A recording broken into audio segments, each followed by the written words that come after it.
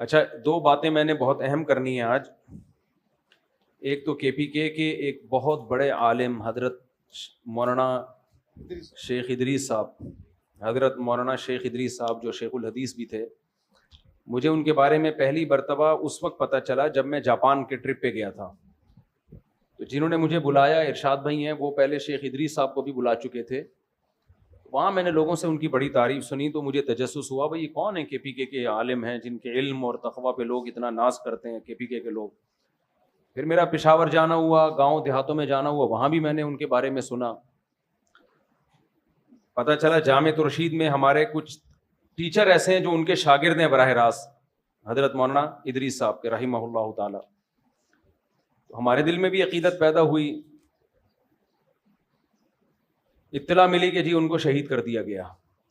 شہادت سے پہلے 15-20 دن ان کے خلاف سوشل میڈیا پہ ایک بہت ہی غلیظ قسم کا پروپیگنڈا کیا گیا. ان کا بیان میں نے سنا، بیان تو پشتو میں ہے لیکن وہ بہت آسان پشتو ہے، واضح ہے. اس میں انہوں نے بتایا کہ میں حق بیان کروں گا، پھر فوج کی تعریف کی، آرمی چیف کی تعریف کی.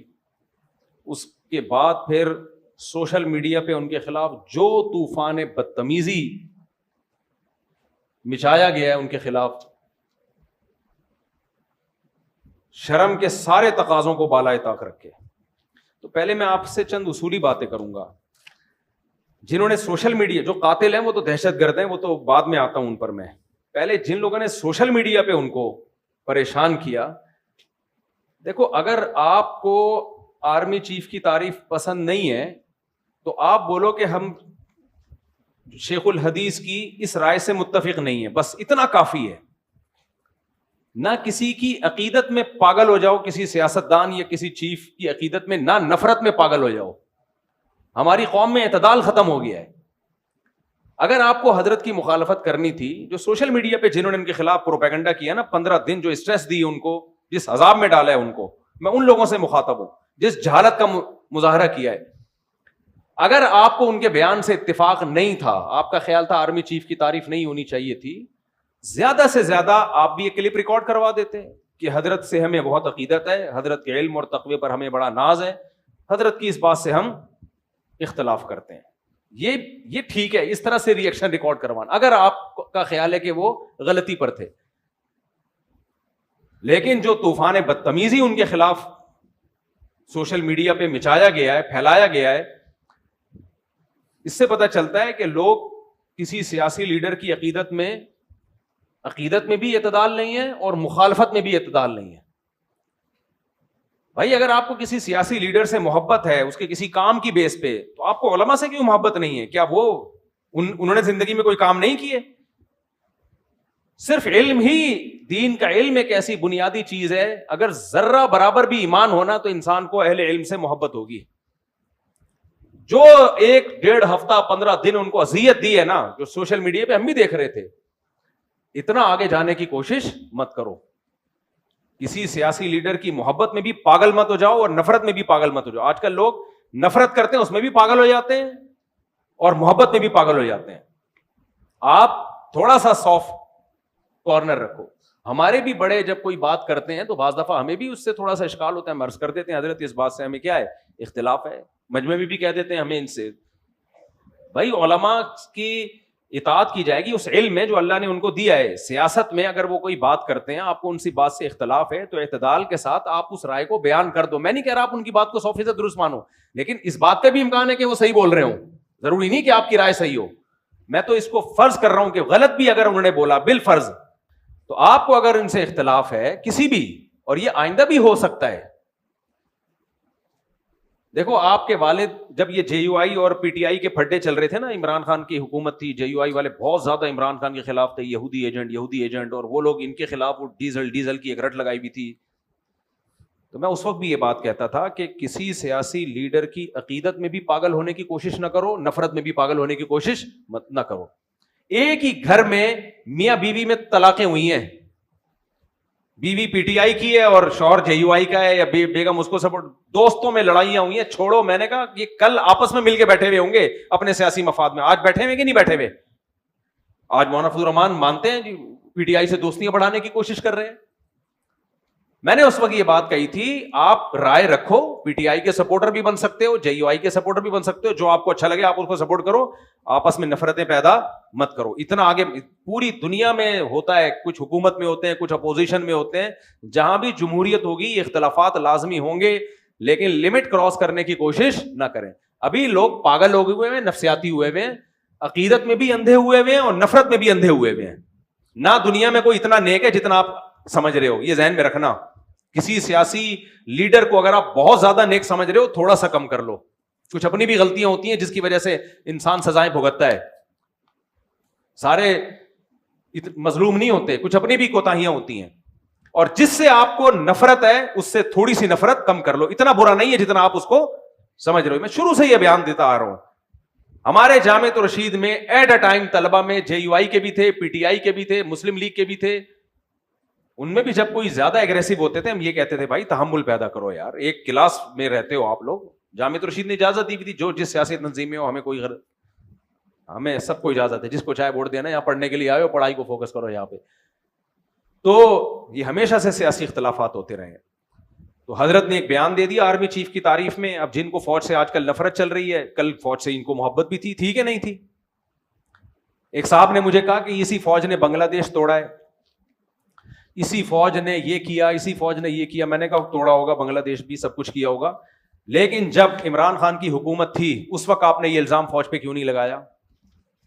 وہ پی ٹی آئی کے تھے, مجھے ان سے اختلاف نہیں ہے, سپورٹر ہوں گے ٹھیک ہے, اچھی بات ہے, آپ جس کو چاہو سپورٹ کرو.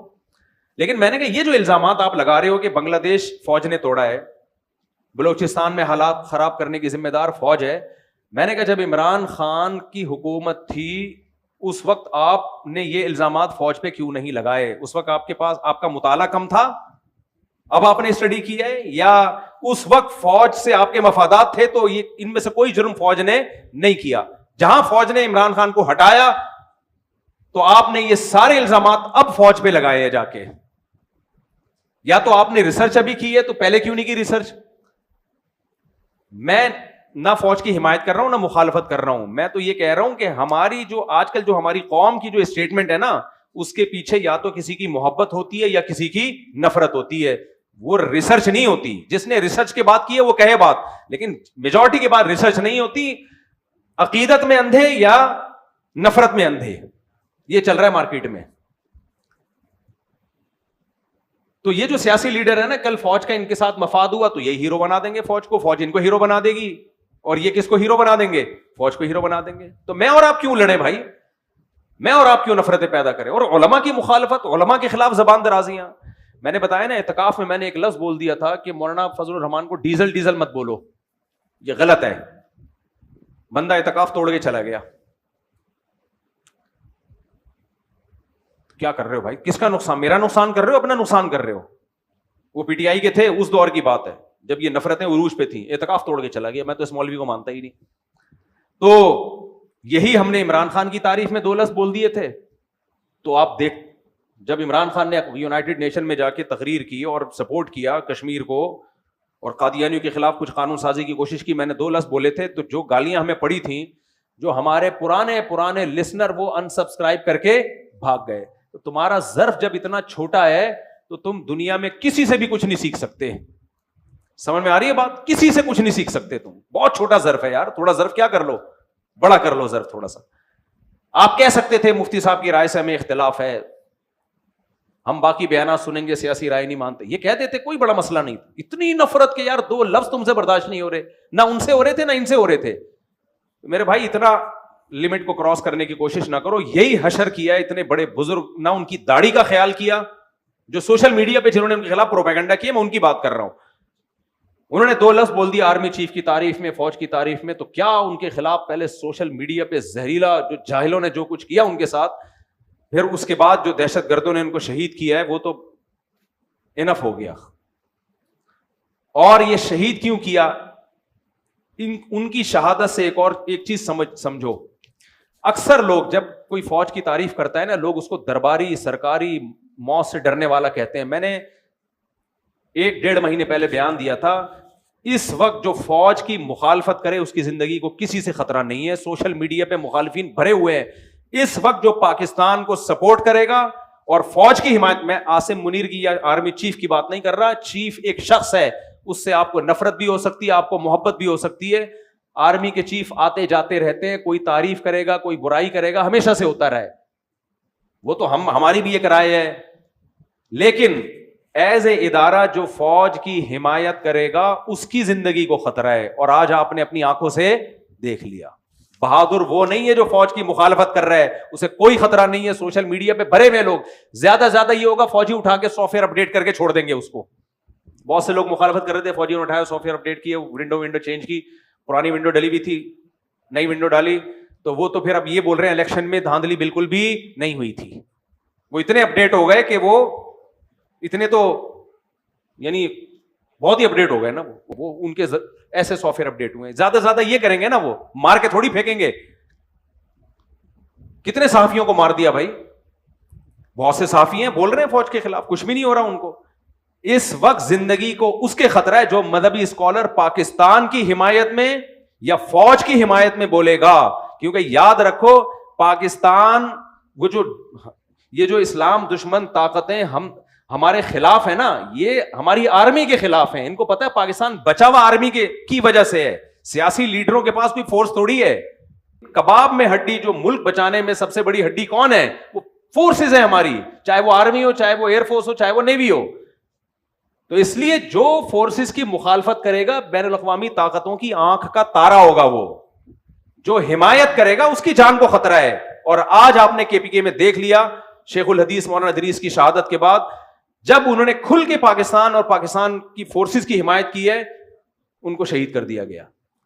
میں سمجھا پا رہا ہوں اپنی بات؟ تو اس لیے اس وقت جو حمایت کرے گا وہ بہادر ہے, وہ ڈرتا نہیں ہے. انہوں نے کہا کہ میں ڈرتا نہیں ہوں کسی سے, اور انہوں نے ثابت کر دیا کہ میں بہادر ہوں.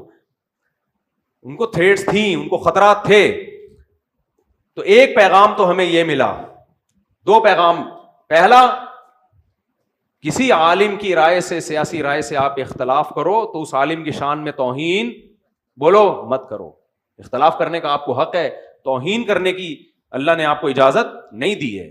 بہت بڑا جرم. اس کے اگلے کی سفید داڑھی کا تو خیال کرو, اس کی عمر کا تو خیال کرو.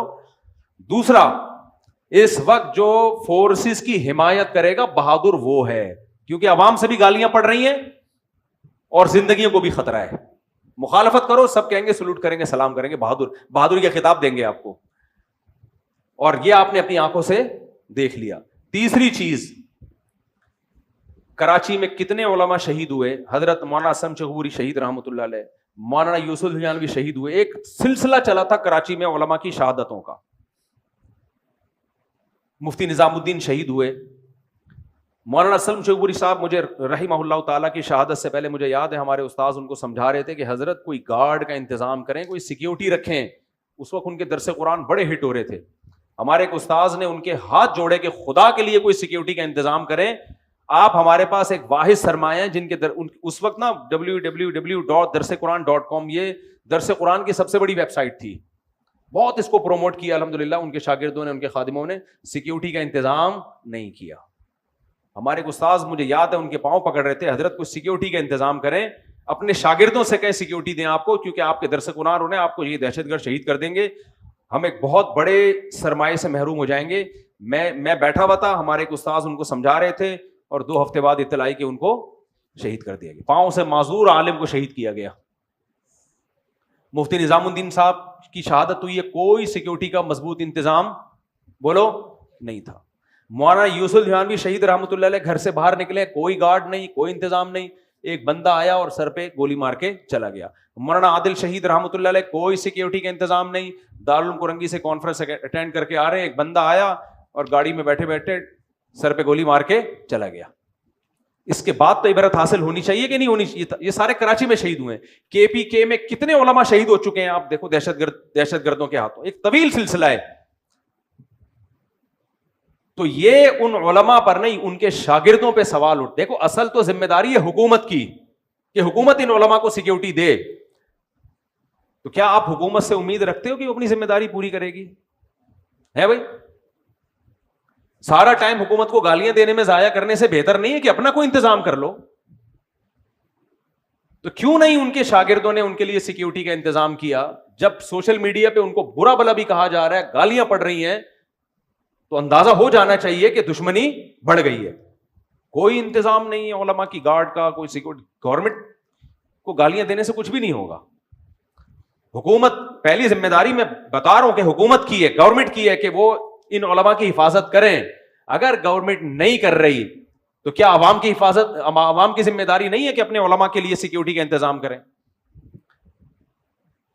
دیکھو علماء کی مزاج میں استغنا ہوتا ہے, وہ بعض دفعہ نہیں مانتے اس کو. عوام کی ذمہ داری ہے, ان کے مریدوں کی, ان کے شاگردوں کی ذمہ داری ہے, بولے آپ کے گارڈ ہوں گے, آپ چاہو یا نہیں چاہو. آپ کا باپ جب بیمار ہوتا ہے, ڈاکٹر کہتا ہے کہ ان کو یہ دوا کھلانی ہے ورنہ ان کا بلڈ پریشر شوٹ کر جائے گا, برین ہیمریج ہو جائے گا. ابا دوا نہیں کھا رہے ہو, آپ گن پوائنٹ پہ کھلاؤ گے ان کو, اگر آپ کو ابا سے محبت ہوگی.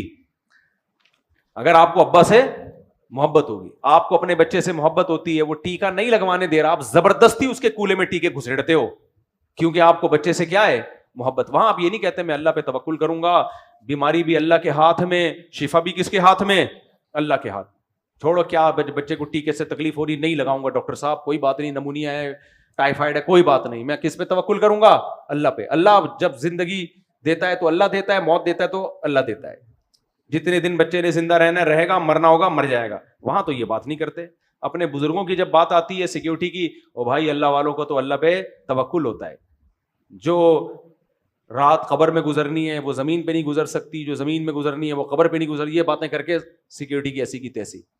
آدھا قرآن لیتے ہو, آدھا نہیں لیتے. یقیناً جو رات قبر میں گزرنی ہے وہ گزرے گی, یہ بھی اللہ نے ہمیں بتایا. لیکن یہ بھی اللہ نے ہمیں بتایا, یا ایھا الذین آمنوا خذوا حذرکم, اے ایمان والو اپنے بچاؤ کی تدبیریں اختیار کرو, دشمن سے بچاؤ کی تدبیریں اختیار کرو. یہ بھی کس کا حکم ہے؟ اللہ کا حکم ہے. تو اس لیے کے پی کے میں تو ہے ہی نہیں علماء کی کوئی سیکیورٹی, اس کو ایسا برا سمجھتے ہیں بہت سے لوگ, کہتے ہیں توکل کے خلاف ہے. اس لیے میرے بھائی دشمن بڑھتے جا رہے ہیں. میرا تو خیال تھا کہ حضرت کی سیکیورٹی ہوگی بہت سخت, یہ تو ہمیں بعد میں پتا چلا کہ کوئی سیکیورٹی نہیں تھی.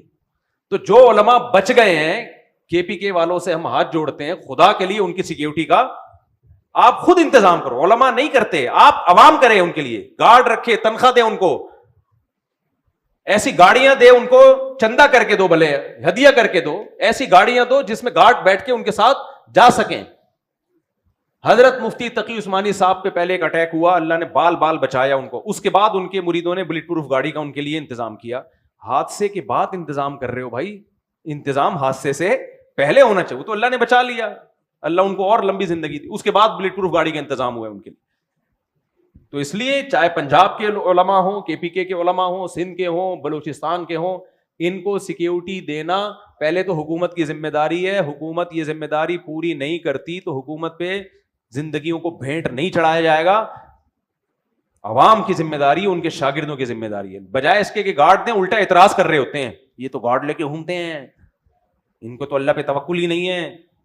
دیکھو موت آنی ہوگی گارڈ کے ساتھ بھی آئے گی, لیکن ہم اسباب کے مکلف ہیں. ہمیں اللہ نے حکم دیا ہے. نبی صلی اللہ علیہ وسلم سے ایک صحابی نے آگے پوچھا, یا رسول اللہ میں اونٹ کے پاؤں میں رسی باندھوں حفاظت کے لیے یا اللہ پہ توکل کر کے چھوڑ دوں اس کو؟ نبی نے فرمایا, شد عقالہ وتوکل علی اللہ, پہلے رسی باندھو اس کے بعد اللہ پہ توکل کرو. تو علماء کی حفاظت کے لیے پہلے گارڈ کا انتظام کریں, اس کے بعد اللہ پہ توکل کریں. تو ابھی کوئی انتظام نہیں ہے, تو اس لیے یہ بہت بڑا المیہ ہے, بہت بڑا سوال ہے. یہ انتظام ہونا چاہیے علماء کے لیے. اللہ تعالیٰ حضرت شیخ الحدیث مولانا ادریس رحمہ اللہ تعالیٰ کی شہادت اللہ قبول فرمائے. جانے والا تو چلا گیا اور ان کے تو اعمال بھی اچھے تھے, حلیہ بھی شریعت کے مطابق. کے پی کے میں میں جب کے پی کے گیا ان کے بارے میں معلومات لی, جب زندہ تھے وہ, تو جتنے علماء سے میں ملا سب ان کی تعریف کر رہے ہیں, کوئی بالواسطہ کوئی بلا واسطہ ان کا شاگرد. جیسے مفتی حسن جان تھے نا رحمہ اللہ تعالیٰ, جتنے علماء ہیں سب کے سب ان کے شاگرد ہیں. یہ حضرت مفتی حسن جان کے داماد تھے حضرت مولانا ادریس, وہ بھی شہید ہوئے, یہ بھی شہید ہوئے. ان کی بھی حفاظت کو کوئی انتظام نہیں, اور مولانا ادریس کی حفاظت کا بھی کوئی انتظام. تو یہ تو غلط بات ہے نا. حکومت کو برا بھلا کہتے رہیں گے, تو حکومت کو کہنے سے کہ آپ کی حفاظت تھوڑی ہو جائے گی. حکومت کی صحت پہ یاد رکھو کوئی اثر نہیں پڑتا. جب گورنمنٹ کو برا بھلا کہتے ہیں ہنستے ہیں, بولتے ہیں ان کو دیکھو. حکومت پہ کوئی اثر نہیں پڑتا بھائی, ان کا تھوڑی کوئی نقصان ہوا ہے. کوئی عالم شہید ہو جائے تو ان کا کیا نقصان ہوا ہے, اس سے کچھ بھی نہیں ہوتا ان کا. اور شہید بھی ملک کی محبت میں, ملک کے فیور میں بات کی تھی. اس میں تو حکومت کی ڈبل ذمہ داری بنتی تھی کہ آپ کے ملک کے لیے انہوں نے بات کی ہے, فورسز کے لیے انہوں نے بات کی ہے جو کوئی نہیں کر رہا, ہمت کی ہے, تو آپ کو تو آٹومیٹیکلی ان کو سیکیور کرنا چاہیے. تو حکومت نہیں کر رہی, عوام بھی نہیں کر رہی, تو ہم تو پھر دونوں ہی برابر ہو گئے.